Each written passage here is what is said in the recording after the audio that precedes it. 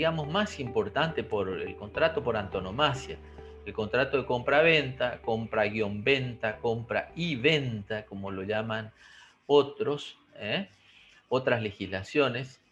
En nuestra legislación compra-venta, la compra-venta, digo, ¿por qué? Porque en realidad, si bien hay muchas figuras modernas, la compraventa, que une la compraventa civil con la comercial, la compraventa forma parte del mayor tráfico mercantil del mundo, ¿sí? La compraventa es el motor de la economía de movilización, el vehículo que moviliza los bienes y servicios, ¿sí? Esto todos los grandes maestros, desde los maestros italianos, que consideran, italianos, franceses, de Europa, que consideran esta, este régimen. Yo voy a hablar siempre, me van a ver hablando cuando hacemos alguna referencia a Italia, Francia, no más allá de eso, puede ser de España, porque en realidad nosotros tenemos un derecho continental europeo, ¿sí? Nosotros no tenemos un derecho como el Common Law, ¿sí? Entonces, nosotros tenemos el Civitas Law, como nosotros le dicen. Nuestro derecho tiene raigambre latina, raigambre del Código Napoleónico, ¿sí? Bueno, la compra-venta, vamos a comenzar, se conforme el 1123, habrá compra-venta cuando una parte se obliga a transferir el dominio de una cosa, en realidad, de una cosa, y la otra pagar un precio en dinero. ¿En qué se mejoró lo que decía el código anterior, el código velezano, que antes decía un precio cierto? Y esto está muy bueno, la evolución, porque en realidad el precio cierto puede estar indeterminado en el momento. ¿Recuerdan cuando nosotros vimos objeto? Acá muchas normas van a estar muy asimilables a lo que es el objeto, por lo cual tal vez vamos a darle un dinamismo y vamos a tratar, en honor al tiempo, de darlas de alto, ¿sí? Todas las normas referidas al objeto lo vamos a ir aplicando acá. Lo importante, entonces, que una parte se obliga a transferir una cosa y la otra a pagar un precio en dinero. ¿Cuáles son las partes? Bueno, ya lo dijimos, comprador, vendedor, los caracteres lo saben, es bilateral, es oneroso, generalmente es conmutativo, puede ser aleatorio, no hay problema con esto, es no formal. Mire, otro tema que se me pasó decirlo, y creo que con esto las reglas interpretativas para todos los contratos, esto no solo es pregunta de examen, chicos, estudiantes, sino que es para su vida cotidiana. Por eso esto siempre va a estar. En cada uno de los contratos, lo que nosotros necesitamos también, una cuestión básica saber, es si tienen forma prevista o no. Y si esa forma es de qué tipo. Vamos a suponer una forma escrita, es por escritura pública. Después podemos discutir si eso es una forma absoluta o no. Ya vimos en cuanto a forma absoluta que hay muy pocos que son de forma dura, de forma totalmente absoluta que acarree la nulidad. Ahora, las formas importantes, porque ustedes me dicen, sí, es exigible por escrito. No, el código no dice nada. Va a haber excepciones, ¿sí? Hay excepciones a la regla, ¿sí? Entonces ahí tenemos que ver, cuando se vea la excepción, ahí lo vemos, ¿sí? Bueno, en principio la compraventa, en general, cuando vamos a un kiosco, vamos al shopping, la compraventa es no formal. Compramos una hamburguesa, ¿sí? Es no formal, ¿sí? Bueno, acá ustedes van a comprar una ropa deportiva, van a comprar la guitarra, van a comprar el equipo de audio, acá las compañeras que les gustaban el audio, la raqueta, todo eso es no formal, generalmente. Puede ser que ustedes, las partes, impongan una forma, ¿sí? Bueno, ese es otro tema. pero si no sería no formal. También hacer la salvedad antes de cuando definimos compraventa, que como todo, la compraventa es donde más se ve esto, puede ser por serle imputado este régimen, el régimen solamente paritario, o el régimen también con forma complementaria, el régimen de la Ley de Defensa del Consumidor. Si ambas partes, si hay una relación de consumo, si ambas partes reúnen esa calidad que hoy veíamos de proveedor y consumidor, ¿sí? Bueno, esto dijimos, lo simple, los caracteres, acá no hay nada que trabarnos, que ver, ¿sí? Ahora, la compra-venta, sí. Nosotros, ¿qué régimen adoptamos? Nosotros adoptamos el régimen italiano, un régimen como... ¿Cuál es el régimen? Que la compra-venta, el régimen del código, en la parte contractual, es declarativo de dominio, ¿sí? No es constitutivo, no es traslativo de dominio. O sea, nosotros hacemos un contrato de compraventa y el contrato de compraventa para su perfeccionamiento exige que, ¿alguien sabe? ¿Alguien antes rindió la materia o algo? ¿O vamos a...? ¿No? Bueno, lo digo yo. Entonces, dijimos que acá seguimos nosotros un régimen como el Código Italiano, en el cual es declarativo, por el cual este contrato nos va a dar el título, pero nos va a faltar la otra parte para perfeccionar lo que es el modo. El modo se va a dar por la traditio, la tradición. Tradición es la entrega de la cosa. Recién cuando una de las partes entrega a la otra la cosa, ahí vamos a constituir se va a quedar constituido va a quedar transferida la propiedad de la cosa, ¿sí? Entonces, nuestro sistema requiere de ambos, de título y modo. Y este contrato nos va a dar el título, ¿sí?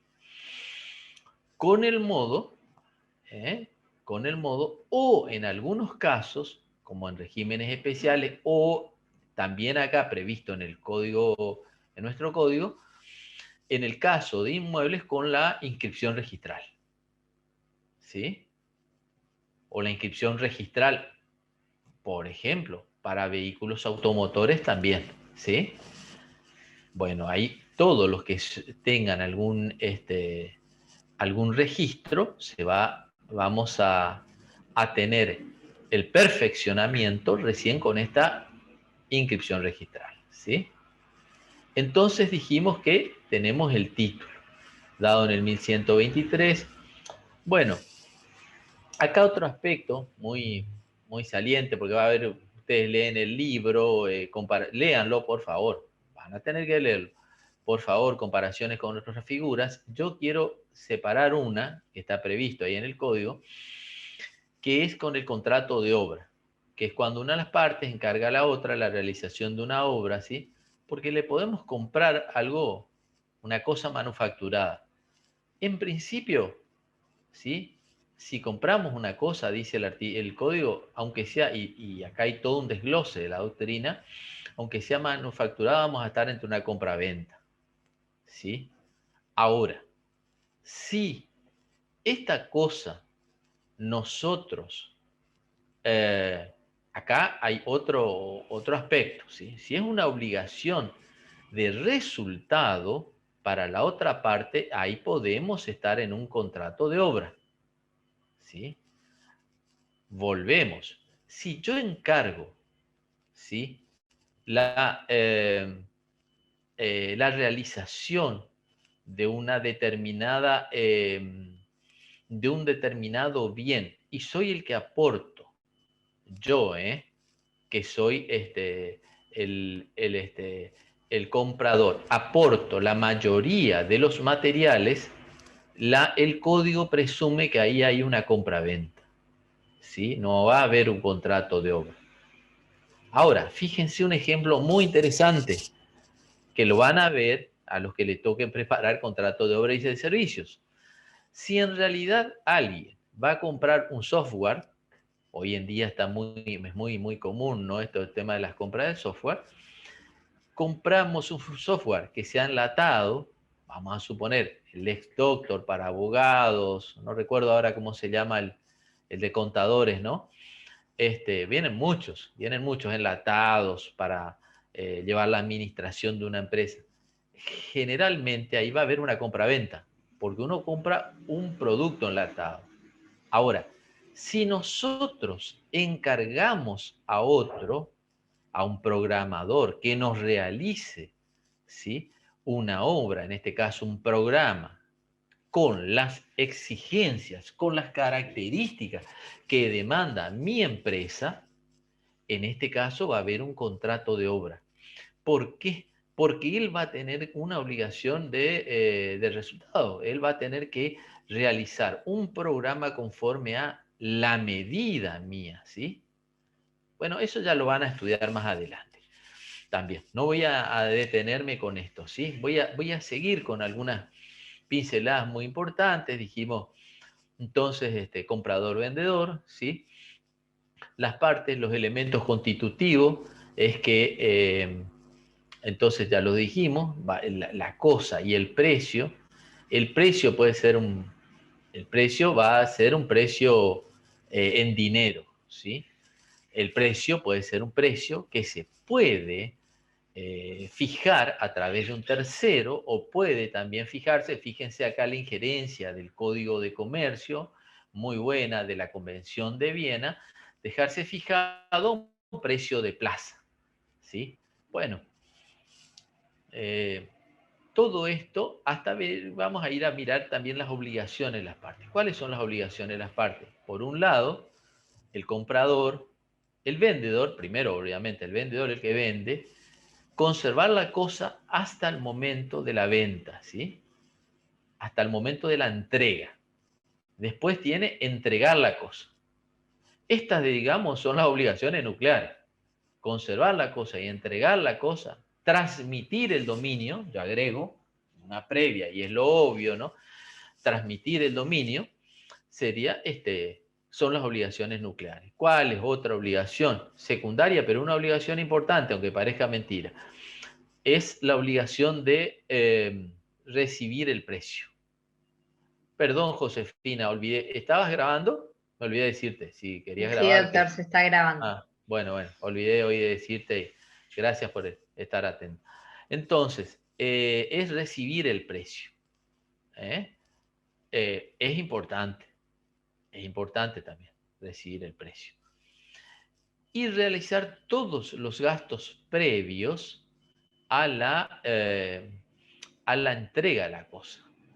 Todos los gastos, no solamente los gastos de conservación, sino los gastos previos a la entrega de la cosa. Y acá viene algo muy importante, fíjense que vamos a ver acá el tema de inmuebles. ¿eh? Bueno, y por el otro lado, ¿cuál es el principio para las obligaciones del comprador? El comprador tiene que pagar el precio, la primera de sus obligaciones, recibir la cosa, porque también es algo importante. Todos decimos, bueno, sí, sí, obviamente van a decir ustedes, no, obviamente no. ¿Por qué? Porque fíjense que a veces está esta situación que hacemos una compra-venta y queda depósito del vendedor. Y el vendedor dice, no, yo ya hicimos la operación, el contrato, yo quiero que saques esto de acá, me ocupa espacio, ¿sí? Bueno, todo esto debe estar pactado y si no, es una obligación en este caso del comprador, ¿sí? Realizar todos los gastos necesarios, primero conservar la cosa, obviamente después que se realiza la compraventa, y realizar todos los gastos para para la operatoria, para la entrega de la cosa. Todos los gastos, y acá vamos a ver específicamente en la compra inmobiliaria, que demande el acto, ¿sí? Acá vamos a esto, en sí es pregunta de examen, pero acá es algo muy importante. Vamos a ver qué dice el código, ¿sí? El código dice que los gastos En el caso de inmuebles, los gastos anteriores, es decir, en los gastos de mensura, sabemos que mensura es la medición, ¿sí? Los gastos catastrales, etcétera, etcétera, corresponden al vendedor, ¿sí? En cambio, todos los gastos que hacen a también los gastos de los antecedentes de título. ¿Saben lo que son los gastos del antecedente de título? O sea, investigar en qué situación está ese título, etcétera, etcétera, le corresponden a él.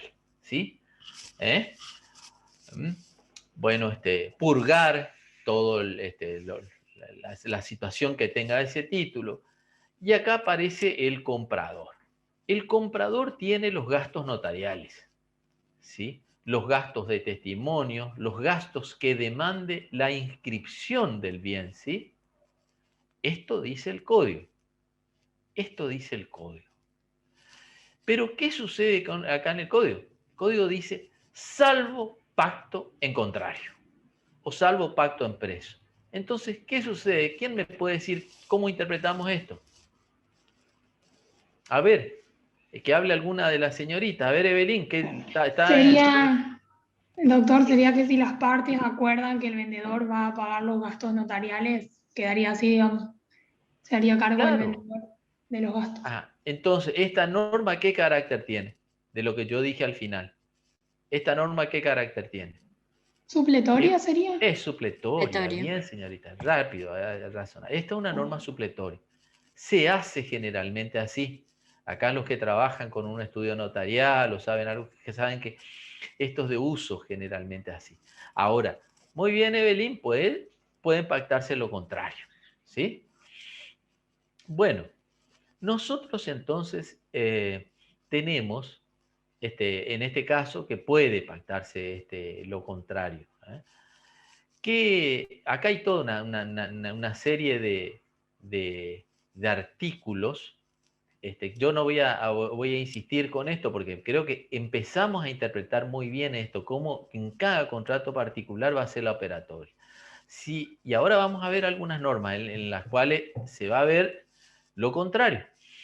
Fíjense, seguimos mirando la operatoria, dice muy abiertamente el código que el precio, lo que les comenté, el precio puede ser un precio que fijen las partes, el precio de plaza, el precio de los usos y costumbres, en fin, la entrega a la cosa también, la parte en las partes, en fin.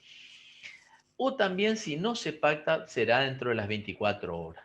¿Sí? Impone la obligación, esto viene de las prácticas mercantiles, de realizar una factura, que la factura se detallará esto, lo otro. Eso para las prácticas mercantiles, ¿sí? ¿Eh? El contrato, la compraventa, como hoy veíamos, lo mismo es válido. Tiene 10 días para impugnarse esa factura, ¿sí? 10 días y por ahí las partes pueden disponer un plazo menor, ¿sí? Yo quiero un poco con este tema avanzar, ¿sí? Hay contratos ad corpus, comprar todo como un cuerpo, no está regulado en el código actual, ¿sí? O ad mensura. Y el ad corpus es importante porque, por ejemplo, vamos a comprar un pozo en una unidad, en un edificio que está en construcción y supuestamente ese departamento tendría 120 metros cuadrados, pero vemos que cuando termina el departamento, generalmente tiene menos, pero tiene todo lo que nosotros habíamos pactado. ¿Sí? Tiene los 2 baños, están en perfecto funcionamiento, los dormitorios, los pisos, en fin, la calefacción central, todo. Bueno, si habíamos pactado de esta manera, generalmente se reserva de que no hay instancia de reclamo, ¿sí? Bueno, acá hay otros dos aspectos que aparecen como unidad de medida o no contratar con unidad de medida, que cuando supere el 5%, ahí sí, en estos casos podrá pedirse la readecuación del contrato, ¿sí? Es algo básico, algo entendible, ¿sí?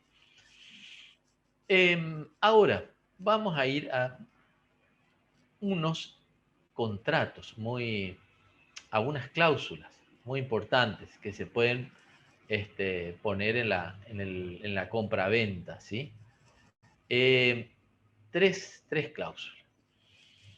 Una cláusula se llama el pacto, 3 pactos serían, un pacto de retroventa, un pacto de reventa y el pacto de preferencia.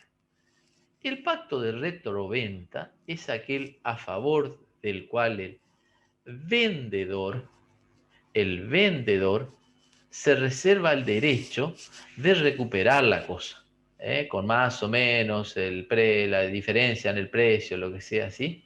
O sea, volvemos a eso, el vendedor se reserva el derecho de recuperar la cosa, ¿sí?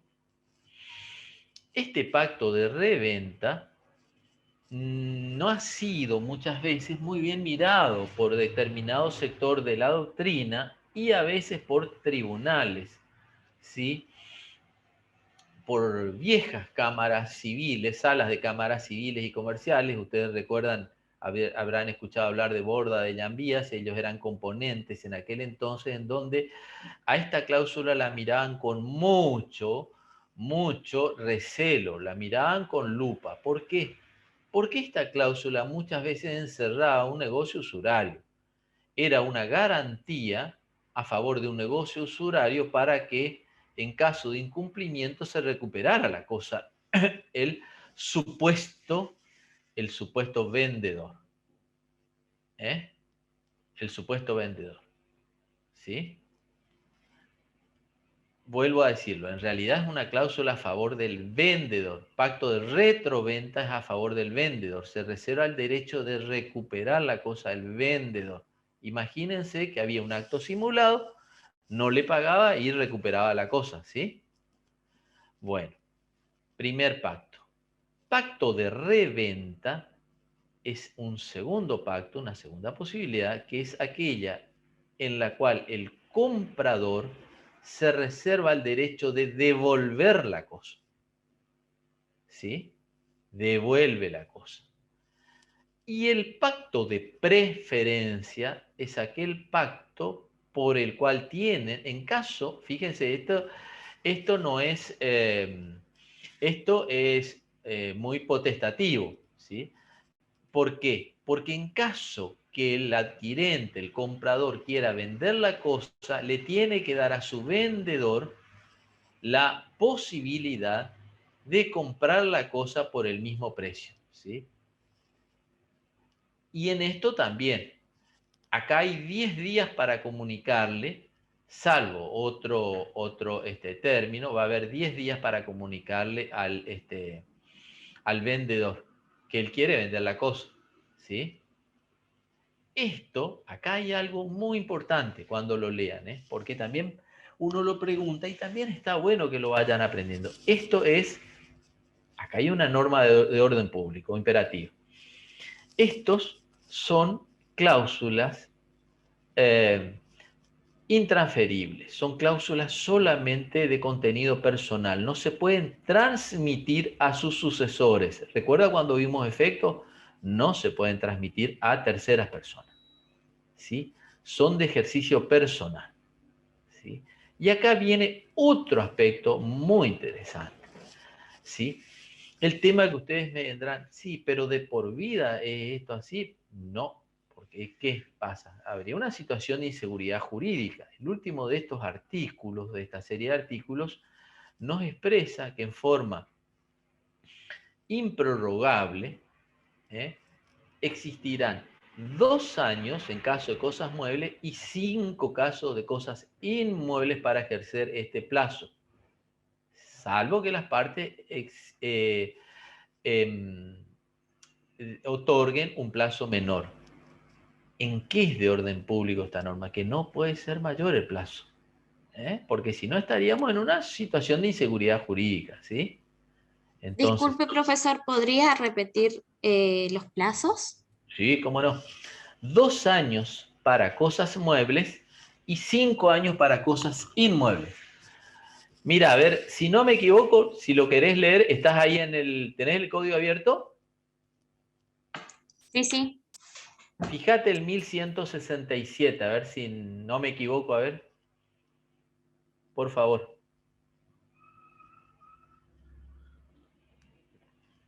Por los plazos nomás, ¿eh? Sí, doctor, sí, ese artículo. ¿Es ese? Sí. Bueno, entonces ahí lo anotamos. No, no vamos a parar por ahora. Entonces el artículo 1167, ¿sí? Desde el 1164 en adelante empieza a jugar este tipo de cláusulas, ¿sí? Bueno, con respecto a la compraventa, rigen, dijimos ya que el precio tiene que ser un precio en dinero, ¿sí? Que se mejoró la redacción, que no, cuando es un precio cierto, si no se fija en la financiación de la cosa comprada, se entiende que es al contado, ¿sí? O sea, esa es la presunción. En caso que no se fije financiación o cómo será la manera de pago, la modalidad, será de contado, ¿sí? Ahora viene algo muy importante, que en realidad ya lo vimos cuando recuerdo que la doctora Jaroki habíamos dado, yo siempre me reservo acá, para mí acá es indispensable que todos sepamos acá, ¿sí? El famoso tema de qué pasa en los inmuebles con el boleto de compraventa, ¿sí? Miren, en realidad no voy a entrar, no vamos a entrar, en función también al tiempo, a qué pasa con la naturaleza jurídica. Acá hay dos posiciones, ¿sí? Con la naturaleza jurídica. De antaño, con el 1184 de Vélez, 1184 bis, etcétera, etcétera, que decían que unos dicen que es un contrato preliminar, otros dicen que es un contrato autónomo, o dicen que es un contrato atípico, contrato típico porque está regulado, de boleto de compraventa, llegan a decir algunos, entiéndase Hernández en este caso, ¿sí? Muy abonadas ambas posiciones, en fin, dejo de mi lado mi posición, no interesa en este tema, me parece que lo sustancial es saber qué efectos produce, ¿sí? Y para esto tenemos el 1170, ¿sí? Y 1171. Acá es muy importante. El boleto de compraventa, dice el 1170, va a ser oponible a aquellos que tengan una medida cautelar si el comprador es de buena fe. Para mí, ese es un primer requisito. Y después vienen los otros 4 requisitos que pide el artículo, ¿sí? Si contrató con el que tiene la titularidad registral y se puede realizar un perfecto eslabonamiento con los titulares sucesivos, pero con el que contrató, con el que tenía la titularidad registral, quedamos con eso. Si tiene fecha cierta, ahora voy a la fecha cierta, si pagó por lo menos el 25% del monto de la operación, y si tiene publicidad registral o posesoria. Registral es que esté inscrito en el registro en el registro de la propiedad inmueble, o posesoria es que está ejerciendo actos posesorios, ¿no es cierto? Bueno, acá, dije, fecha cierta, no sé si lo habíamos dado en la primera parte. Fecha cierta es cuando hay un documento en donde surge de manera indubitable que no se pudo realizar un acontecimiento, surge por un acontecimiento que no se pudo realizar posteriormente. Cuando la firma no pudo ser suscrito posteriormente a la fecha que figura en el documento, ¿sí? Por eso dice fecha cierta, ¿sí?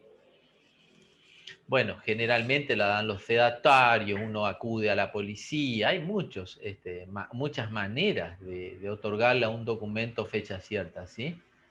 Porque en realidad estamos hablando de un documento privado, recuerden esto, ¿eh? Es un simple documento privado, ¿sí? Bueno, con todo esto, ¿qué pasa? Este es el primer artículo. Esto entonces, en este caso, va a ser oponible, es una oponibilidad genérica a todos aquellos que tengan medidas cautelares, ¿sí? es un reconocimiento muy importante del código, ¿sí? La discusión puede continuar con otros matices por otro lado, con muchas, con algunos argumentos de un lado, con algunos del otro. Indudablemente, sin lugar a dudas, que la doctrina, de una manera o de otra, tomamos posición, ¿sí? El otro día lo escuchaba el doctor Esper y él decía, bueno, una cosa es lo que a mí me hubiera gustado que sea, pero analizando el código interpreto que es de esta manera. Bueno, eso está bien, son opiniones todas respetadas como... Ahora hay una fuerte corriente doctrinaria que cada vez estamos abonando más, entiendo, con más fuerza una posición, y más cuando aparece acá regulado en manera específica, ¿sí? En esta parte, adentro de la compraventa, porque acá está el tema, está regulado acá adentro de la compraventa.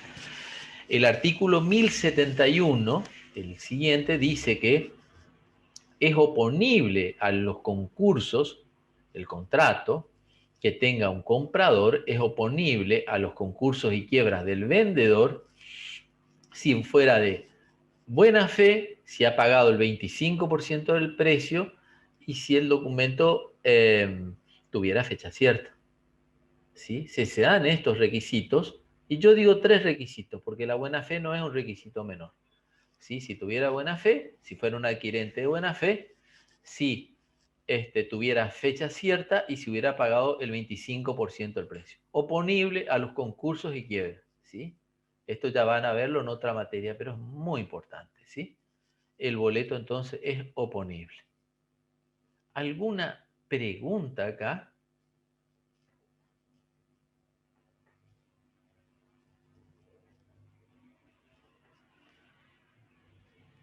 Hablemos, ¿eh?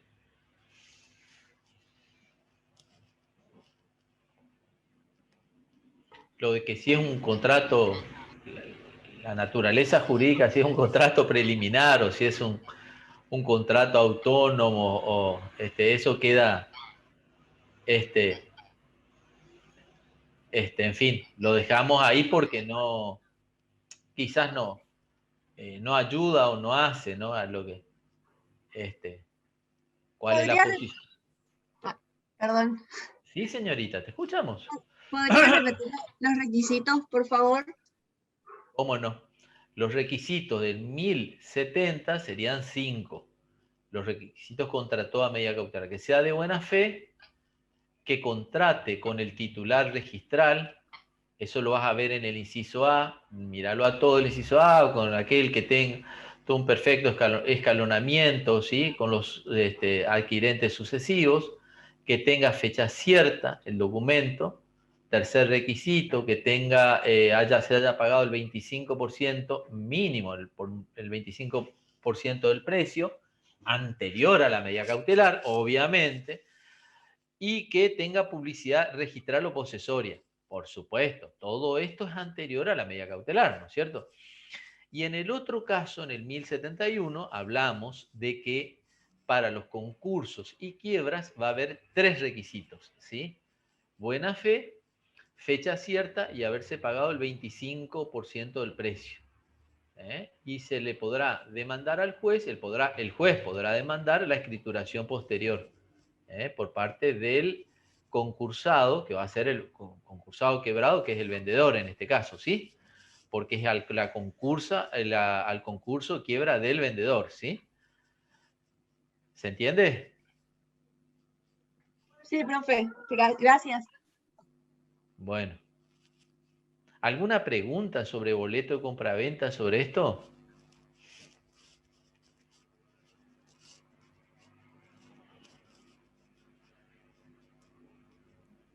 No, profe, vamos siguiendo con el código. Bueno, van siguiendo con atención. Muy bien. Bueno, yo creo acá que vamos a cerrar compraventa, porque está muy bien explicado en el libro. Nos interesa esta parte.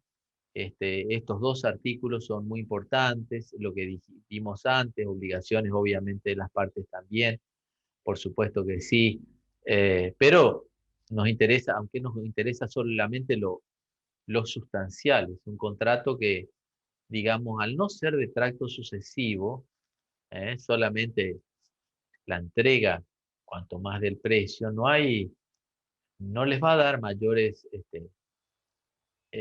mayores. Inclusive hay unos supuestos acá que cuando sea por ad gustam, o sea, al gusto del comprador, eso déjenlo de lado, por favor, eso no, porque eso se da en el comercio, ¿sí? ¿Sí? Sí podemos preguntarle cuando estamos rindiendo o estamos viendo, razonar. ¿Qué pasa si es consumidor, si en fin? Bueno, acá ya conjugamos este contrato de compraventa con la ley de defensa del consumidor, ¿sí? Ahora, ¿estamos? ¿Seguimos? Bueno, vamos Doctor, por sí, permuta. doctor.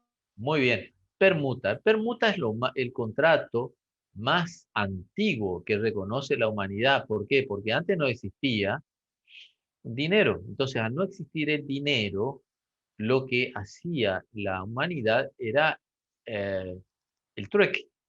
¿eh? Algunos producían algunos determinados bienes y otros producían otros. Otros bienes. Lo más antiguo que reconoce la humanidad como, como un medio de intercambio fue el trueque, ¿sí? ¿Qué es la permuta? La permuta es cuando una de las partes se obliga a entregar un bien no dinerario, o sea, ambas partes se obligan recíprocamente a entregar cosas no dinerarias, porque acá está el tema, a entregar bienes, si quieren llamarlo, vamos a llamarlo no dinerarios. Lo que no tiene que ser es dinero. Si estamos en dinero, este, vamos a estar en otra cosa. ¿Sí? ¿Sí? Ambos se entregan dos bienes no dinerarios. Ahora vamos a ver, porque se complementa con otra. ¿Cuáles son los requisitos que tiene? Y los requisitos son de los mismos. Bilateral, oneroso, exactamente los mismos que tiene la compraventa. No formal, es no formal. Sí menciona un artículo, acá siguiendo el de permuta, que menciona que en la persona que fuera vencida, tenemos evicción y vicios redditorios en esta figura, en todas, ¿no es cierto? Las onerosas, recordamos bien, en todas las onerosas, la persona que fuera vencida podrá reclamar la cosa que hubiera dado o reclamar daños y perjuicios. ¿Sí? Pregunto a toda la, al brioso curso, ¿qué les parece esta norma? ¿Es supletoria o es una norma imperativa? La norma que está en el código. Escuchen bien, ¿eh? La evicción podrá, tal cosa, se podrá devolver a aquel que fuera vencido.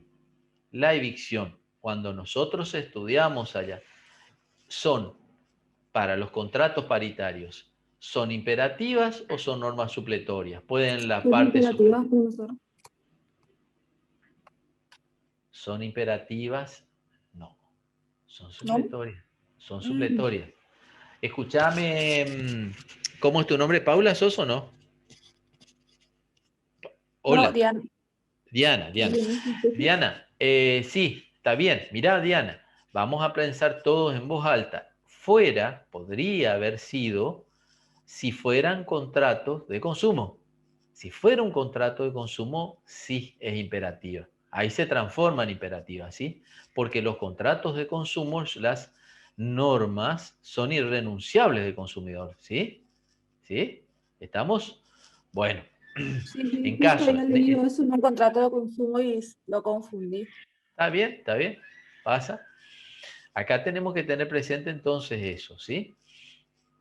Bueno, ahora viene, yo voy a remontar a una cláusula, porque esto, miren, vamos a decir, es una cuestión menor, preguntamos, pero sí dio lugar a ríos de tinta, dijera, este, a, este, a a López de Zavalí, a aquellos que escribían históricamente, Jan Vías, los grandes maestros, pero viejos, de que qué pasaba cuando, en esos roces, cuando había permuta y cuando compraventa, que no se miraban tan bien. Entonces ahora el código, ¿por qué? ¿Cuál es la duda?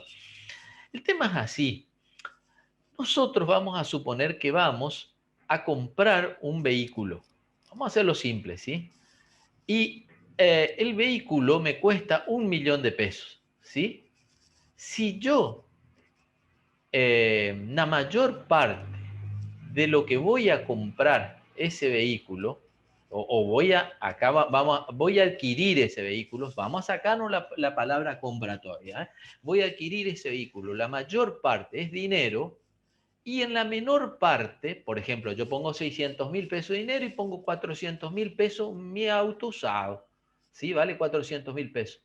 ¿Acá qué hay? ¿Qué les parece a ustedes? ¿Una compraventa o una permuta?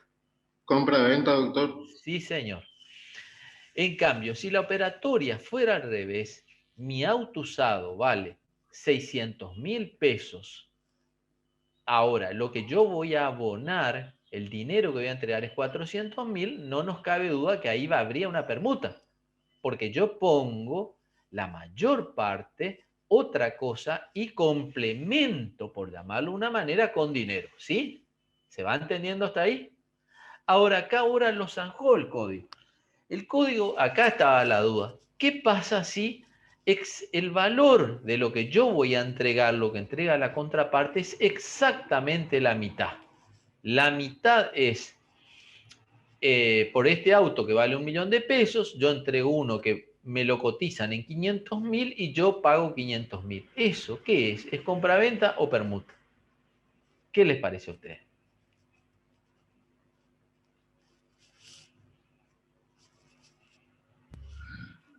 Para mí sigue siendo compra-venta, doctor. Y le vamos a tener que decir que le deje participar a los compañeros, Claudio, porque todo lo que aportó hoy o leyó la materia antes, pero si no un razonamiento exacto, es compraventa, sí, sí. Prevalece la compraventa por sobre la permuta, sí, es compraventa. Solamente será permuta cuando la cosa sea de mayor valor que el precio, ¿sí? Acá lo dice expresamente el artículo 1125. Y algo que omití con la compraventa es que también hay eh, hay dos figuras que son alcanzadas por la compraventa, ¿sí? Los derechos reales, ¿sí? Los derechos reales de propiedad horizontal y aquellos que versen sobre servidumbre, uso, habitación y los títulos valores, ¿sí? Que estos, los títulos valores y los derechos reales de servidumbre, uso, habitación, ustedes lo van a ver en una materia que es derechos reales y en comercial. Simplemente lo tienen que saber porque está citado en el 1124, ¿sí? Del código. ¿Estamos? ¿Sí?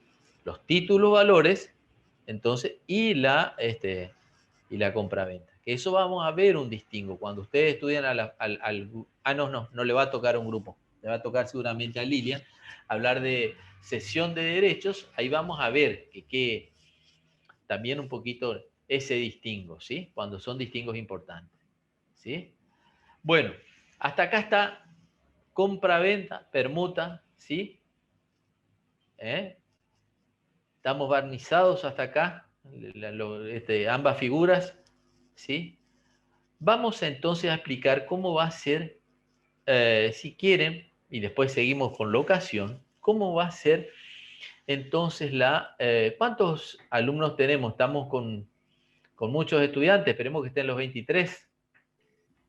¿Cuántos están? Somos 20 en sala, doctor, contándonos a nosotros.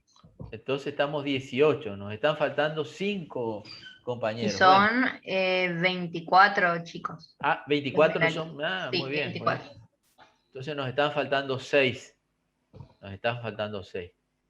Mire, justamente hablando, porque me gustan los cálculos, justamente un 25%, lo que hablamos del 25%, nos falta un 25% de los compañeros. Esperemos que la próxima estén con nosotros, porque siempre es importante ver, preguntar, matizar cuando estamos explicándolas.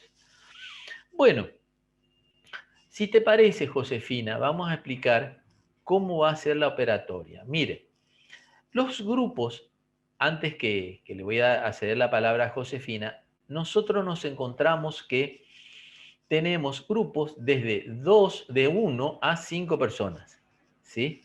A 5 componentes. Entonces, todos los grupos van a mantenerse salvo el grupo que tiene un solo estudiante, ¿sí? Ese grupo que tiene un solo estudiante va a ir a otro grupo, ¿sí? Y el grupo que tiene 5 integrantes, si yo no me equivoco, ahora lo va a leer José, va a tener que preparar 2 figuras, ¿sí? Todos vamos a aportar, todos vamos a ver, pensamos ya, por el cual, por lo menos a ver si podemos meterle, aprovechar hasta las 3:30. A la pucha. Haciendo aclaraciones nos lleva tiempo, trataremos de ser más ágiles. La locación es un contrato por el cual una de las partes, llamado locador, se compromete a otorgarle, se obliga a otorgarle el uso y goce, o a concederle el uso y goce temporario de una cosa a otra parte por un precio o por un canon, como hablan otros. ¿Sí? Yo me diría por un precio, ¿sí? Bueno, en realidad, como quedó el código actual, dejó la locación de cosas, quitó de la locación al contrato de obras y de servicios con las que hablarán los compañeros la clase que viene, ¿sí? Subsiste entonces el contrato de locación de cosas, ¿sí? Y dentro de la locación de cosas, particularmente nos interesa la locación de inmuebles, ¿sí? Por supuesto que muchos los inmuebles para vivienda que tuvieron una regulación muy importante desde la década de 1910, 1920.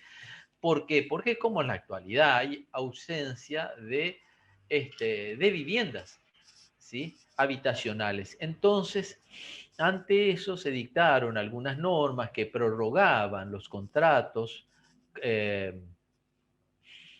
que congelaban los precios, etcétera, etcétera, etcétera, hasta la ley, muy buena ley, a mi modesto entender, dictada en el año 83, 84, ya con el gobierno democrático, hubo 85, no recuerdo, pero cuando comenzó el régimen del doctor Alfonsín, fue la ley 23.091 de locaciones urbanas, con muchas normas de orden público, muchas normas que se plasmaron en el Código Civil y Comercial Unificado. Y como vamos a ver ahora, el código, digamos, a mi manera de ver, tiene una legislación muy avanzada, muy avanzada en cuanto a locaciones urbanas. Y el año pasado, a pedido de asociaciones de consumidores usuarios, ha salido una reforma que ahora si podemos algo por lo menos vamos a llegar ahí, sobre algunas normas de la ley sobre el contrato de locaciones urbanas, porque no es una ley, ahora ya está inserta en el Código Civil y Comercial, ¿sí? Entonces, impuso algunas modificaciones y otras modificaciones van por afuera del código. Bueno, dicho esto, porque ya podemos ver que lo que nos planteamos, acá hay muy buena bibliografía, inclusive el doctor Silverio Fernández ha escrito una obra sobre este régimen, esta ley, que, como dijimos, también la Hernández y Frustagli, hay otras, varias bibliografías en este sentido. Lo que sí, con el correr del tiempo iremos viendo y esperemos todos que sea para encontrar un mejor cauce en el régimen locativo, ¿sí? Y esperar que no se dé lo que se llama técnicamente el efecto no deseado de las leyes. Es decir, que muchas veces buscamos mecanismos, herramientas para superar una determinada situación y lo que logramos es una elusión, un mecanismo con las cuales se evada ese régimen, ¿sí? O se realicen contrataciones con otro régimen que no es justamente el régimen que el legislador deseó corregir, ¿sí? Bueno, dicho esto, vamos a empezar entonces, dijimos que la locación, 3 elementos constitutivos, se llaman locador y locatario, ¿sí? Propietario o inquilino, también les llamamos. Y en realidad, como hoy habíamos hablado, porque esto de antemano, tenemos dos subtipos que nos interesan. Por locación habitacional o de vivienda y locación para otros fines. Cuando hablamos para otros fines puede ser comercial, industrial, deportivo, cultural, etcétera, etcétera, etcétera, productivo, etcétera, etcétera, ¿sí? Vamos a dejar de lado lo de los inmuebles rurales porque en realidad tienen otro régimen. Está en el programa, pero nos llevaría mucho tiempo darlo. Vamos a situarnos en principio acá, ¿sí? Bueno, los caracteres igual que el otro acá, sí, bilateral, oneroso, ¿sí? De tracto sucesivo, está regulado, es típico. Acá sí, acá viene una cuestión importante. Es formal, se requiere por escrito, dice. Cuando haya una locación de inmueble, por escrito. Ahora, ¿forma para qué? Para la prueba, forma para... No nos interesa. O, dicho esto, Hernández dice que es muy difícil pensar que la forma haya sido para la prueba. Puede ser, dice. Ahora, ¿cómo podemos probar? Por testigos, porque estuvo en la tenencia de la cosa y estuvo pagando, tiene que mostrar los recibos que estuvo pagando. Es muy difícil armar la prueba para tener ese principio de prueba por escrito para poder demostrar que ese contrato estaba en vías de ejecución, que existe esa locación, ¿sí? Lo importante que nos interesa acá, volviendo al texto legal, es que la locación se realiza por escrito, la locación urbana, ¿sí? Estamos hasta ahí, la locación de inmuebles, de un fondo de comercio, etcétera, etcétera. Pero yo me voy a quedar acá con la inmueble, ¿sí? Bueno, vamos a avanzar con algunas cosas. El plazo, esto tiene un plazo, 2 años y 2 años mínimo, 20 años para... Miren, acá vamos a ir primero todo lo que dice la ley, después vamos a ver qué se modificó. ¿Qué decía la ley? 2 años y 20 años para destinos habitacionales, 50 años para otros fines, ¿sí? Vamos a mirar, para no confundirnos, todo lo que dice la ley primero, lo que decía el Código Civil y en qué se modificó. Después, entonces 2 y 20 años, en caso de muerte y de abandono del inmueble locativo, pueden continuar en el mismo aquellos que tuvieran un ostensible trato familiar, grabémonos esas 3 palabras, ostensible trato familiar. ¿Qué significa esto? ¿Que sean familia? ¿Que sean familiares? No. La jurisprudencia es categórica, Néstor, no. Dice que aquellos que tuvieran un ostensible trato de cercanía, puede ser un conviviente, puede ser el hijo, puede ser la esposa, puede ser una pareja, ¿sí?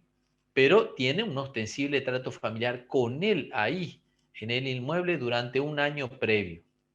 Muere la persona y a esa persona que le queda ese derecho de continuar con la explotación, ¿sí? Con la locación, perdón. Hasta acá. Disculpe, doctor. Bueno, muy bien. ¿Este es en el caso de muerte del locatario, entonces? Muerte del locatario, sí, querida. Bien. Sí, muerte del locatario. Muerte del locador no interesa. Nuestro régimen avala que opta por el sistema de que hay que continuar con la locación, muera el locador o enajene el bien. Porque este es otro tema, que en otros regímenes se resuelve de otra manera. Acá, aunque se enajene el bien, se debe continuar con la locación, ¿sí? Otra cuestión, esto no es un dato menor e importante, es ¿qué pasa si fuera una persona de derecho público, el Estado? el Estado municipal, provincial, municipal, que va a ser locatario o locador. Bueno, acá se resuelve en forma categórica, el código optó por una definición. En caso que sea locatario, no pasa nada, se viene acá a nuestro Código Civil y Comercial. Tendrá que contratar bajo estas normas. En caso que sea locador, va a alquilarlo conforme a las normas de derecho administrativo. ¿Sí? Y algo que dice el artículo 1187, al terminar, que hoy cuando enumeramos los elementos, las partes, en fin, decía también que en manera complementaria, esto hay que tomarlo en comillas, ¿sí? Pues no vamos a decir con pinza, vamos a hablar con terminología, en comillas, hacer un encomillado que en cuanto al precio, al consentimiento y al objeto, se aplicará en forma supletoria las normas de la compraventa. ¿Sí? Yo digo, en comillas, ¿sí? Entiendo que muchas normas son aplicables y otra está bien, hace la salvedad, ¿eh?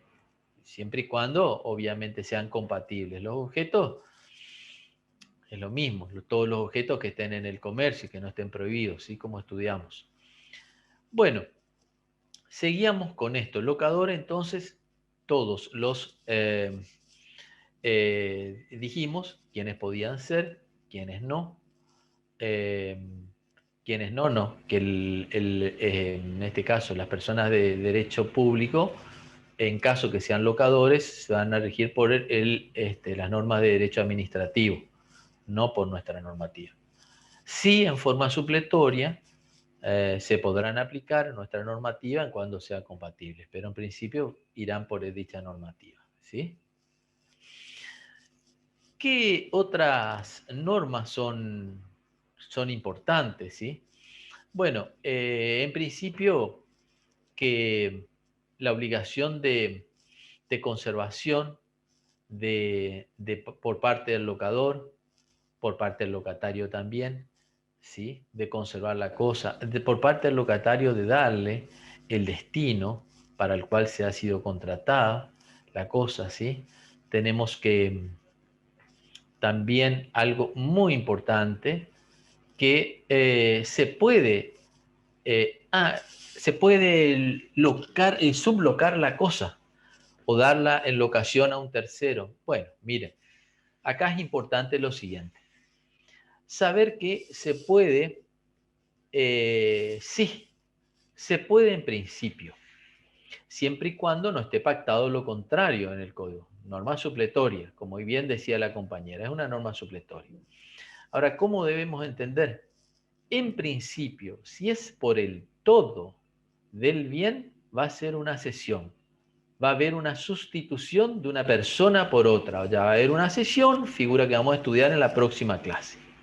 Si es todo. Si yo digo, yo acá le quiero, en mi vivienda me alquila Evelyn, pero yo no quiero vivir más acá, yo le quiero, yo le quiero, en mi vivienda quiero que la alquile Josefina. Aquí yo tengo que hacer una cesión de derechos, ¿sí? Distinto es si es una parte.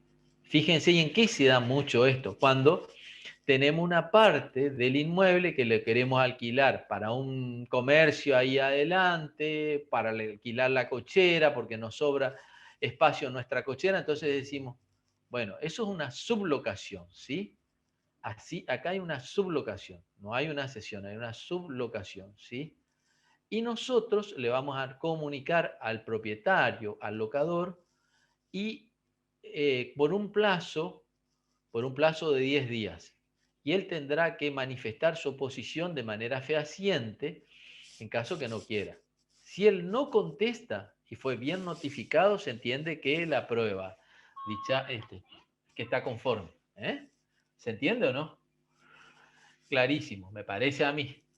Será que lo leí tantas veces que obviamente. Entonces, estamos con la locación y con la cesión. Se puede. ¿Sí?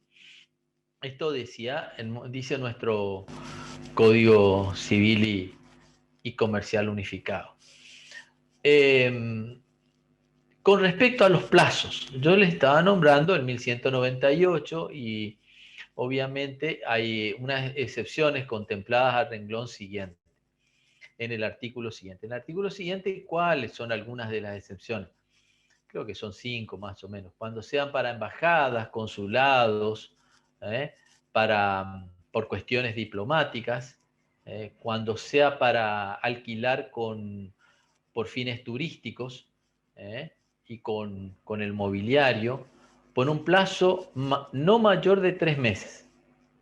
Ahora vamos a ver, porque esto ¿qué pasa? ¿Qué se le agrega? Que 3 meses en los sucesivos contratos. Es decir, que si nosotros hacemos un contrato de 2, inmediatamente hacemos otro de 2, ¡pum!, afuera. ¿Se entiende que no? Que ya no lo estamos haciendo con este inciso, esta excepción, ¿sí? Entonces, por fines turísticos, de hasta 3 meses, cuando sea para guarda de cosas, depósito, por ejemplo, ¿sí? Cuando tenga, sea para ferias, ¿sí? Sea para ferias, o cuando tenga una finalidad específica, una finalidad determinada. Ahí lo van a ver en los libros, por ejemplo, el ejemplo clásico es que una persona viene del interior y tiene que hacer un tratamiento de rehabilitación acá en Corrientes y alquila un inmueble por un plazo que está haciendo todo un tratamiento de rehabilitación kinésica, oncológica, lo que fuera, y se queda un tiempo. Entonces es a cada una solución ágil el régimen para no alquilar por el mínimo legal, ¿sí? Porque no tiene sentido, ¿sí? Después, otra norma muy importante es la fianza. La fianza, ustedes saben qué es la fianza es la garantía, ¿sí? Conseguir un garante. La fianza termina con el contrato principal de locación, ¿sí? En caso que exista, que continuemos en la locación, ¿sí? Eh, cualquiera de las dos partes, o sea, que continuemos en la tenencia de la cosa, cualquiera de las dos partes podrá comunicar a la otra la culminación de la locación, ¿sí? En caso que vencimos este tiempo de 2 años, vamos a ver si hay alguna reforma. Este tiempo de 2 años vamos a... ¿Sí? Bueno, hasta aquí. Ahora, dijimos también cuáles son obligaciones de las partes. Obviamente, entregar la cosa, conservar la cosa, la otra, pagar el canon, el precio, ¿sí? Mantener la cosa, conservarla conforme al destino dado, ¿sí? Conservar la cosa significa también realizar todo aquello mantenimiento, salvo aquellas cuestiones urgentes, deberá realizar todo el mantenimiento el locador. También pagar, en caso de propiedad horizontal, las expensas, ¿sí? Ahora vamos a ver bien, porque esto queda muy, muy clarito, ¿sí? Pagar las expensas, ¿sí? Ahora, cuando también, ¿cuáles son? Bueno, esto, digamos, serían algunas de las normas más importantes con respecto a locación de inmuebles. ¿Alguien tiene alguna? Esto también es importante. Se puede solicitar el locatario la culminación del contrato, extinguir el contrato, sí, en un tiempo que luego de estar en la tenencia de la cosa, la cosa, su vivienda pierde luminosidad. Vamos a suponer el caso concreto, acá en Corrientes, en Resistencia, le empiezan a construir un edificio al lado. ¿Puede el locatario extinguir el contrato, en fin, reclamar, etcétera, etcétera? ¿Puede reclamar, sí o no? ¿Qué les parece a ustedes?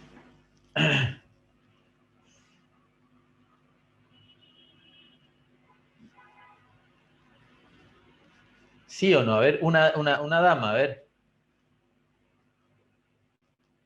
Macarena, a ver, por ejemplo, a ver, ¿qué te parece? ¿Sí o no? ¿Puedes reclamar, es decir, es un predio vecino y hace perder luminosidad, están construyendo una obra y vos habías alquilado o alquilas? Sí, te escuchamos. Bien, ¿puede repetirme la pregunta? Porque justo se cortó. No, ni un Sí. problema. La hipótesis sería esta. Dos partes alquilan un alquiler de un inmueble, ¿sí? Durante el tiempo de, de- de ejecución, a los 6 meses al año, empieza a construirse un edificio al lado y pierde luminosidad tu vivienda. ¿Puede ese locatario reclamarle al locador por esa pérdida de luminosidad, la extinción del contrato, algo, sí o no? Vos estás en Resistencia, ¿no, Macarena? Yo sí, yo vivo de Sí. Ah, alquiler encima. sí, sí, sí, sí. Si te Y construyeran un edificio al lado, ¿vos pensás que podés reclamar en este momento que... bien, justo el ejemplo es muy válido porque nosotros vivimos en un edificio y están construyendo al lado.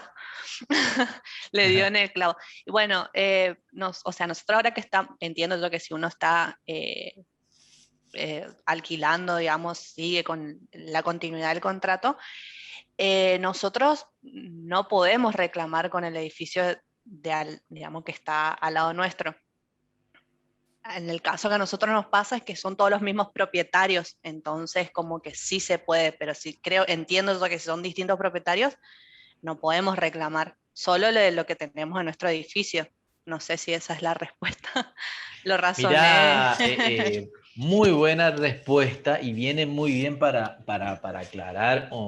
Hay dos cosas, dos salvedades que podríamos hacer. Primero, que es supletorio, pero en realidad en todos los contratos, y porque ha tenido una expansión inmobiliaria muy grande, es esta la pauta que se fija, o sea, no se modifica lo que dice el código, no se puede reclamar ante pérdida de luminosidad, salvo una sola cuestión, que es el dolo del locador. Y acá sí, a los que están en tu situación se pueden plantear si realmente él a ustedes no les comunicó al momento de contratar que él estaba por construir un edificio. ¿Eh? ¿Se entiende esto, Macarena? Claro, sí. Es muy válido tu ejemplo, porque tu ejemplo nos pone en una situación ya muy vidriosa.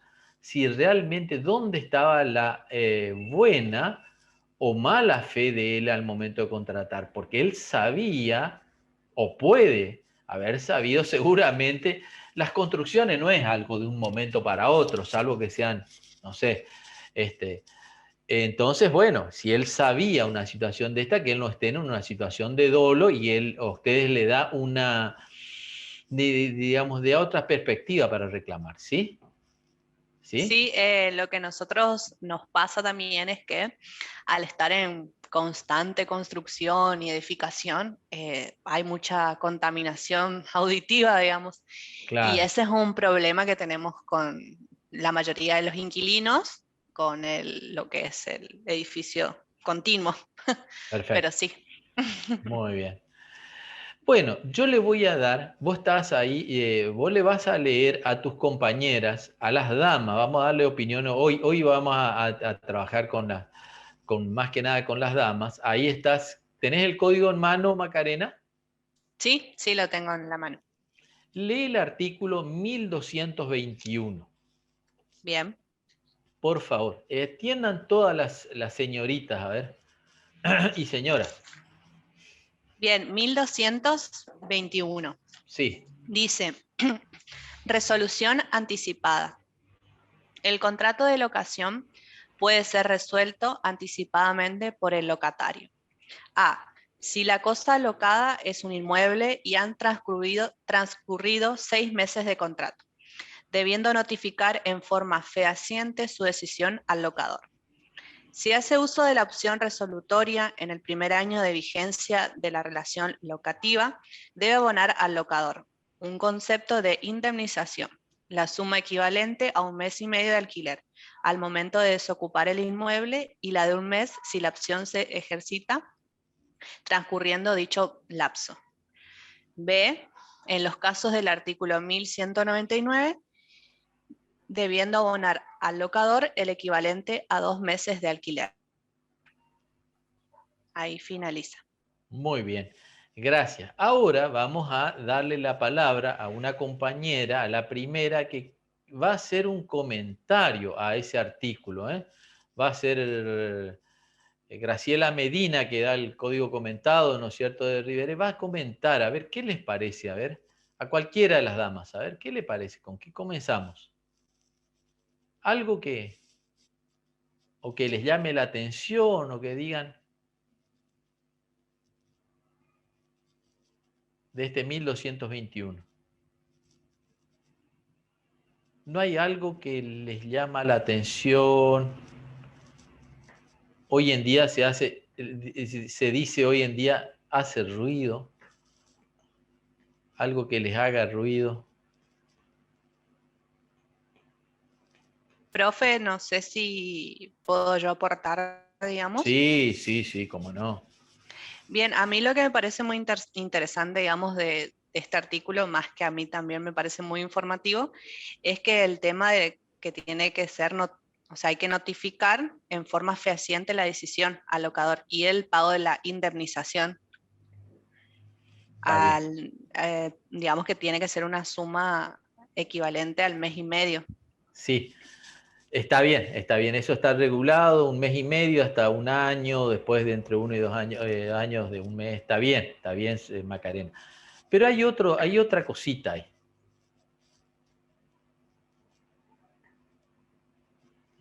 Yo hace un tiempo lo dije, ¿eh? Pero se me escapó porque la verdad que es un... Tienen todas ahí, a ver, a ver, por Santa Fe, Belín, ¿está con el código abierto o no? Sí, doctor. ¿Estás en Avellaneda, Belín? Sí, ahora sí. Bueno, a ver. A vos no te... ¿Hay algo que te llame la atención de ese artículo? 1221.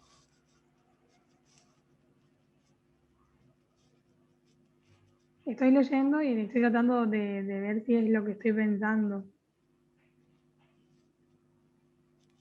¿Qué pensás?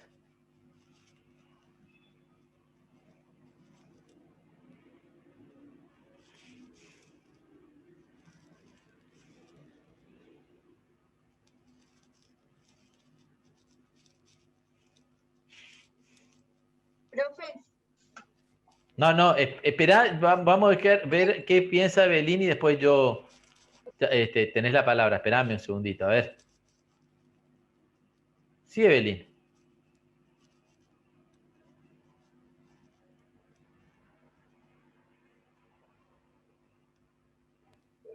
Me llama la atención que habla de los casos a los que remite el artículo 1199. ¿Y cuál sería el artículo 1199? No, los que dan un plazo especial, o sea, los que tienen un plazo inferior. Pero ese no es el tema, Evelyn, ¿eh? Eso está bien. No sé si está bien, sí, no. ¿Querés que vamos a dejar a tu compañera? Sí, porque la verdad que estoy como... No, está bien. ¿Quién es la compañera? A ver. yo, profe, a mí me Bien. hacía ruido la parte donde decía que se debe abonar al locador el equivalente a 2 meses de alquiler. ¿Quién sos? Ariana. Ariana, bueno. No es eso. Sí, está bien. A mí no es eso lo que más me hace ruido.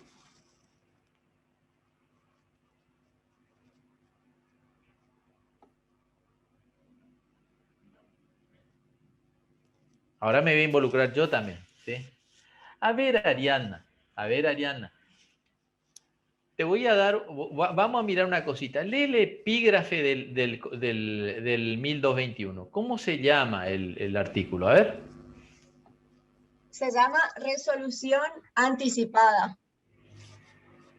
Bueno, a ver. Pensemos ahora Ariadna y yo nomás. Vamos a pensar los dos como juristas. A ver, de Ariadna le vamos a dar la virome y va a ser...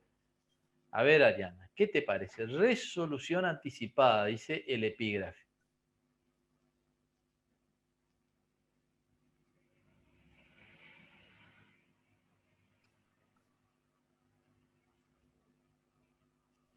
Doctor, ¿puedo decir yo lo que pienso que es?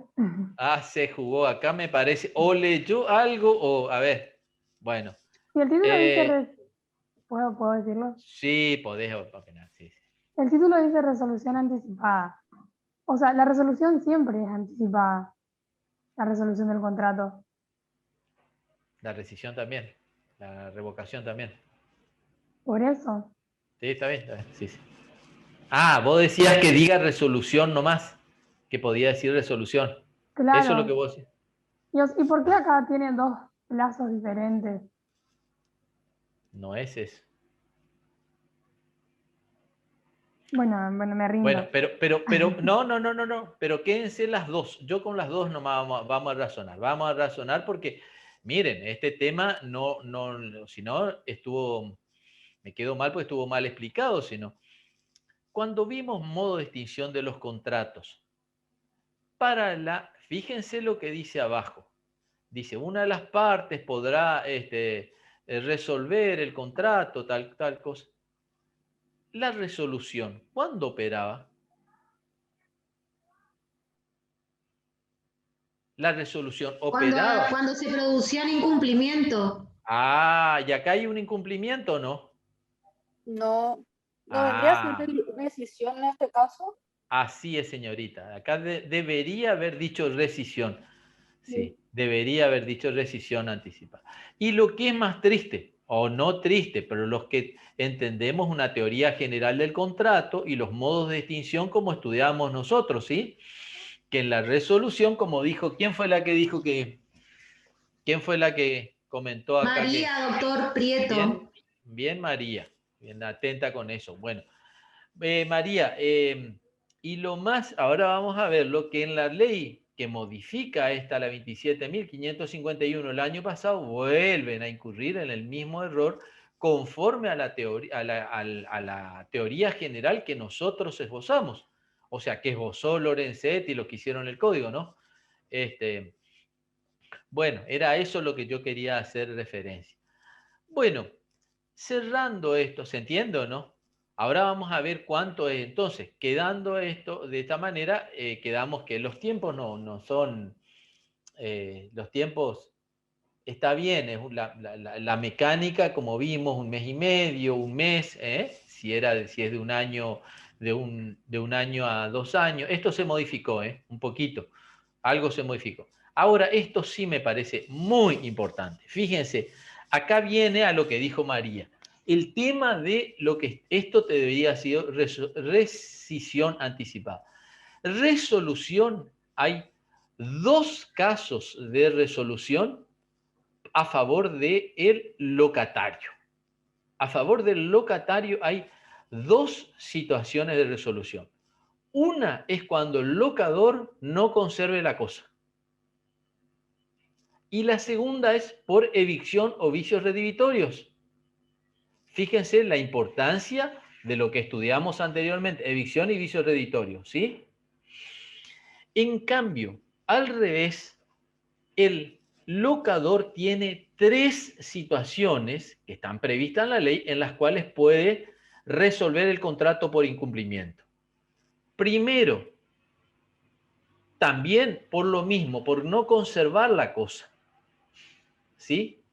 Segundo, por no darle a la cosa el destino pactado o el destino al cual la naturaleza de la cosa, al destino que tiene la naturaleza de esa cosa. Vamos a suponer, si es un destino habitacional, le da otro destino, ¿sí? Terceros incumple con pagar 2 cánones por 2 meses de sus cánones, ¿sí? Esto se puede, también es una norma supletoria porque se puede pactar otra norma acá en el código. Ahora vamos a ver. Pero lo cierto que nos quedamos es que tiene 3 hipótesis. Conservación de la cosa, no darle el destino que tenga la cosa, o el destino determinado en el contrato, y tercero es el no pago de los cánones. Fíjense que yo puedo agarrar y alquilar un bien para una vivienda. Estoy mirando enfrente a ver si no hubo un caso acá en mi zona. Creo que no, pero hay gente que han pasado casos como para y resulta que después levantan un kiosco, un comercio ahí, por supuesto, ahí le da el derecho al locador de resolver el contrato, porque él seguramente le hubiera cobrado otro canon, y aparte no es para lo que tiene destinado la cosa, ¿sí? El bien. ¿Se entiende? Bueno. ¿Alguna pregunta sobre esta hipótesis? ¿No? Ahora, sí, escuchamos. Doctor, ¿le puedo preguntar algo? Totalmente. Doctor, este artículo del 1221 es imperativo, ¿es correcto? ¿De orden público? Sí. Entonces, inclusive, si el locatario tiene deudas, puede igual, digamos, hacer la resolución anticipada. Bueno, no, acá hay una cuestión. Sí, vos podés hacer la resolución anticipada. Lo que va a compensar el locador, va a compensar con las deudas que vos tengas con las deudas que tengas en el inmueble. No. Vos decís deudas por alquileres, ¿así es?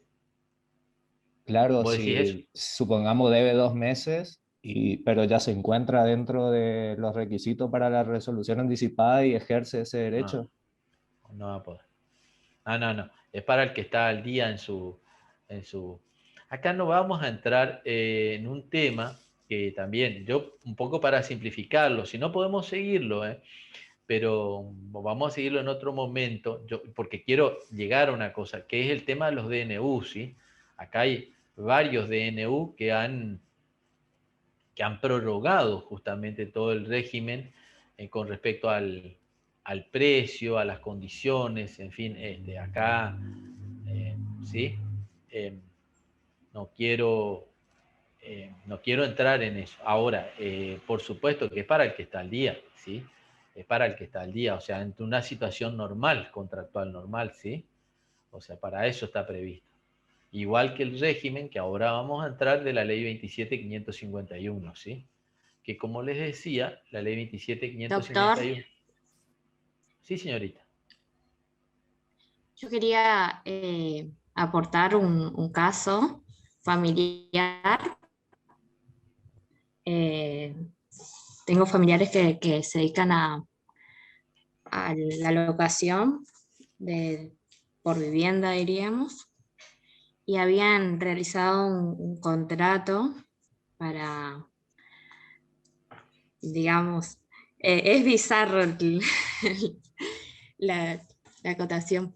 Era para vivienda y, digamos, no había informado la persona que en sí no era, digamos, para vivir, sino para prestar servicio nocturno, diríamos, y tuvieron que rescindir del contrato. ¿Sí? Porque no era para el fin, digamos. Sí. Conozco una situación. Porque ahí sería resolución por incumplimiento, ¿no es cierto? Eso sería. Exactamente. Sí. Por la finalidad, sí. Sí. Exactamente. Así sería una resolución por incumplimiento. Vale acabar un asterisco. Si en realidad el locador consiente ese cambio de destino, y bueno, ahí podemos no resolver. Generalmente el locador, lo que yo conozco no es mi fuerte, pero sí lo he estudiado al tema y tengo un poco de conocimiento de la plaza. Generalmente no acepta el cambio de destino. El locador no acepta el cambio de destino porque es una cuestión lógica, lo tiene para vivienda, en fin. ¿Sí? Lo que es más, normalmente se alquila y lo que no se acepta está totalmente regulado en el contrato de alquiler. Se pone, se especifica, vamos a suponer, no se aceptan animales domésticos, no se acepta esto, lo otro, una serie de cosas que si no, ¿sí? Claro, porque hay que cumplir un conjunto de reglas, ¿no? Así es, así es. Esas reglas ya forman parte del contenido mismo del contrato, ¿sí? Bueno, a ver, Claro. yo les dije que esto fue modificado por la ley 27.551. Por favor, si pueden mirar de Infolec, vamos a mirar algunas normas.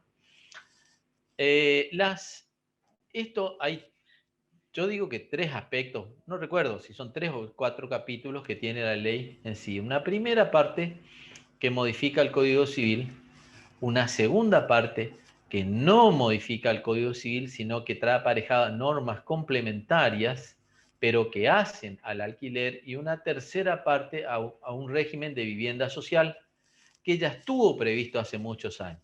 Bueno, yo quiero que miremos algunas pocas normas que hacen normas complementarias. A ver si alguien busca la ley 27.551 por Infolec, por ahí por internet, y vamos a leer. A ver, desde el artículo 12 en adelante, a ver quién está.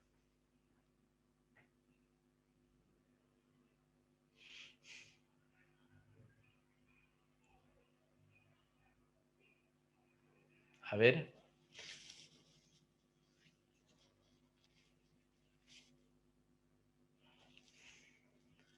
Miren, mientras están buscando, yo voy a comentar una cosita, ¿sí? Ahí vamos a ver entre las normas complementarias, unas normas que hacen a la garantía y otra al precio. El precio en la ley de alquileres no podía ser actualizado, no podía ser indexado en realidad, no podíamos poner, se va a actualizar conforme al 10%, conforme a tal cosa. Ahora sí se permite una indexación, pero este mecanismo de actualización es fijo, es de orden público para los urbanos, solo para los urbanos.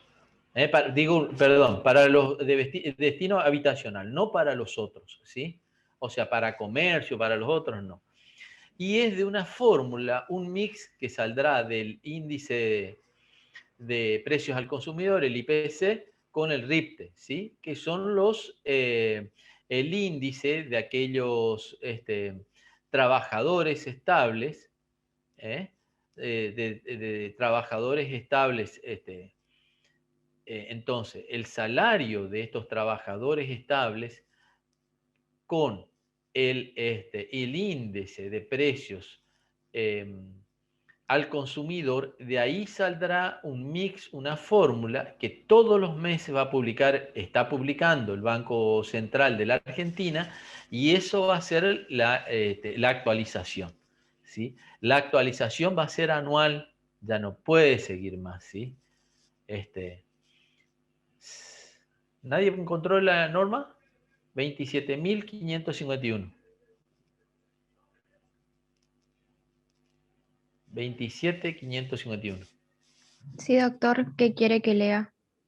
Por favor, desde el artículo, a ver, fíjate el capítulo 2. Empieza en el artículo 13. ¿Cómo? Fíjate, capítulo 2. Fíjate si empieza en el artículo 13, por favor, o en el 12. Voy. Artículo 13. Perfecto. Desde ahí lee despacio.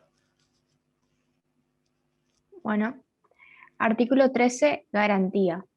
En las locaciones habitacionales, en el caso de requerirse una garantía, el locatario debe proponer al locador al menos 2 de las siguientes garantías. Inciso A, título de propiedad inmueble. Inciso B, aval bancario. Inciso C, seguro de caución. Inciso D, garantía de fianza o fiador solidario. O, inciso E, garantía personal del locatario que se documenta con recibo de sueldo, certificado de ingresos o cualquier otro medio fehaciente. En caso de ser más de un locatario, deben sumarse los ingresos de cada uno de ellos a los efectos de este artículo. El locador no puede requerir una garantía que supere el equivalente a 5 veces el valor mensual de la locación, salvo que se trate del supuesto previsto en el inciso E, en el cual puede elevarse dicho valor hasta un máximo de 10 veces.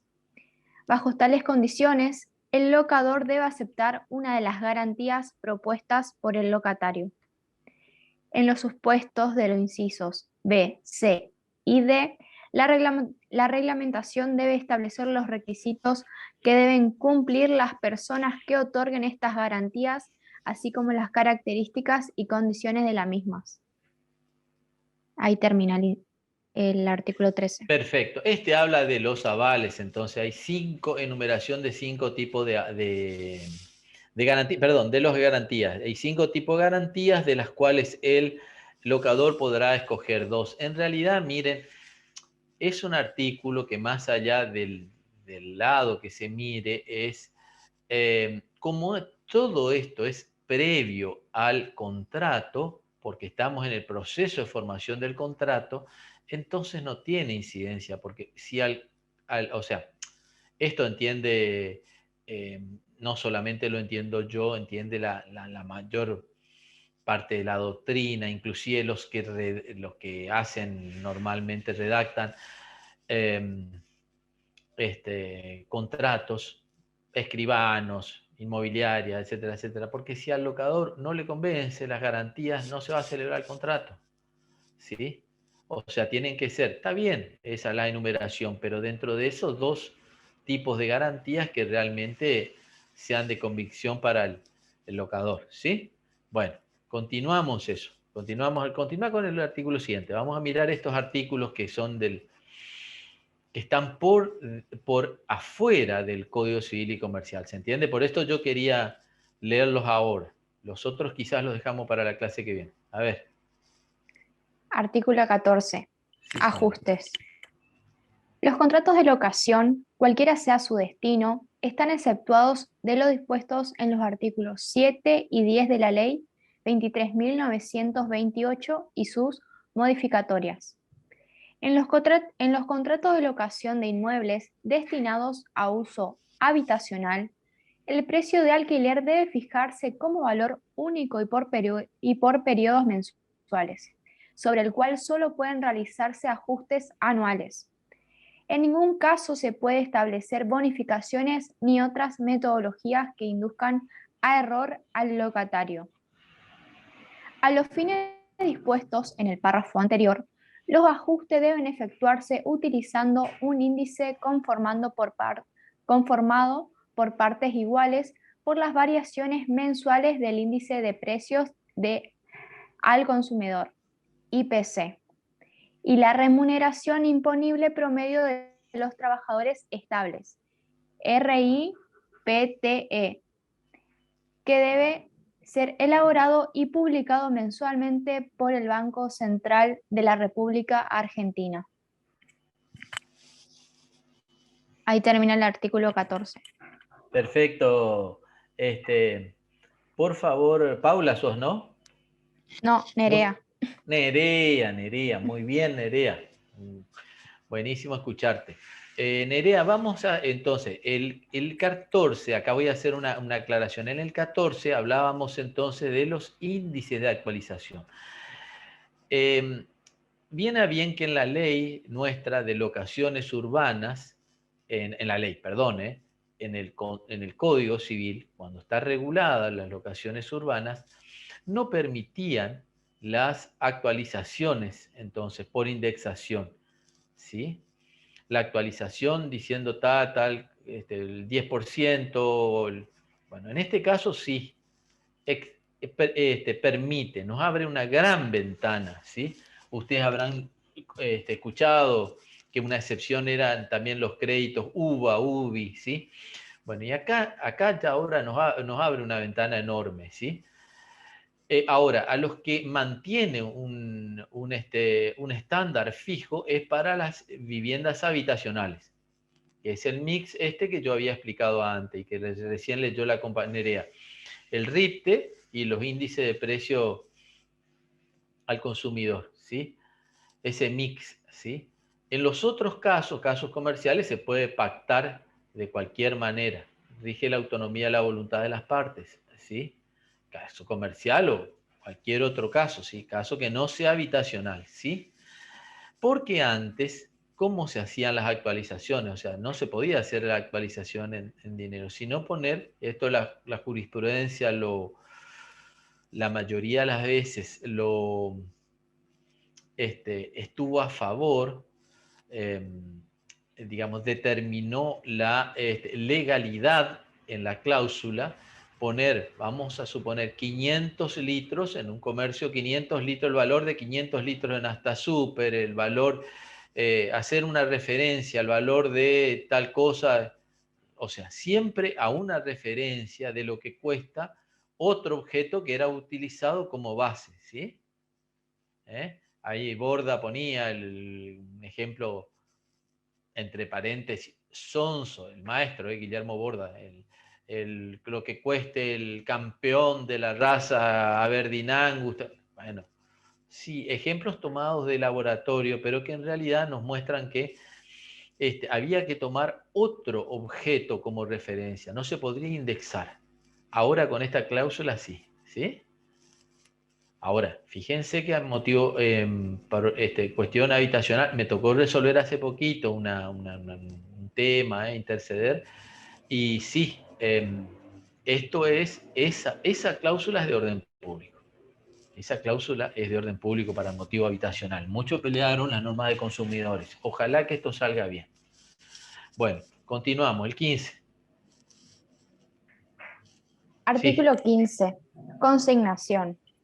Si el locador de un inmueble se rehusare a cobrar el canon locativo, según lo dispone el artículo 1208 del Código Civil y Comercial de la Nación, el locatario debe intimarlo de manera fehaciente a que lo reciba dentro de las 48 horas siguientes a su notificación. En caso de silencio o negativa del locador, el locatario, dentro de los 3 días hábiles siguientes al vencimiento del plazo estipulado en la notificación, debe proceder a la consignación judicial del monto adeudado o mediante cheque cancelatorio de conformidad con las previsiones de la Ley 25.345 y regulaciones del Banco Central de la República Argentina. De acuerdo a las modalidades que fijen al efecto las distintas jurisdicciones provinciales, el Gobierno de la Ciudad Autónoma de Buenos Aires y en su caso el Banco Central de la República Argentina, estando los gastos y costas correspondientes a cargo del locador. El artículo que sigue, Nerea, es el que habla de inscripción. Este artículo está bien, que se podrá pagar por consignación, sí, pero no nos interesa tanto subrayar como otros artículos. El que viene es el que se deberá inscribirse conforme a lo que determina FIP, ¿sí o no? Sí, 16. eso dice. ¿El 17? El 17 es el título 3 ya, Programa Nacional de Alquiler Social. Entonces, en el artículo, lee el último artículo y ahí cerramos, por favor. El artículo 16. Sí. Los contratos de locación de inmueble deben ser declarados por el locador ante la Administración Federal de Ingresos Públicos de la Nación, AFIP, dentro del plazo, en la forma y en los alcances que dicho organismo disponga. La Administración Federal de Ingresos Públicos debe disponer un régimen de facilidades para la registración de contratos vigentes. El incumplimiento del locador lo hace pasible de las sanciones previstas en la Ley 11.683. Cuando se inician acciones judiciales a causa de la ejecución de un contrato de locación, previo a correr traslado de la demanda, el juez debe informar a la Administración Federal de Ingresos Públicos de la Nación sobre la existencia del contrato, a los fines que tome la intervención que corresponda. Sin perjuicio de la obligación del locador, cualquiera de las partes puede informar la existencia del contrato a la AFIP a los fines dispuestos en el presente artículo en los términos que esta autoridad disponga. Ahí termina el artículo 16. Perfecto. Miren, caben algunas, seguramente algunas preguntas. Anótenlo para la clase que viene, ¿sí? Porque en la clase que viene vamos a terminar con locación, ¿sí? Nos queda mirar qué es lo que modificó del régimen locativo, ¿sí? También eso es muy importante, ¿sí? Que es la parte primera en sí. Así que esto anótenlo por favor, y nosotros vamos a terminar, ¿sí? La verdad que seguramente ustedes ya están cansados.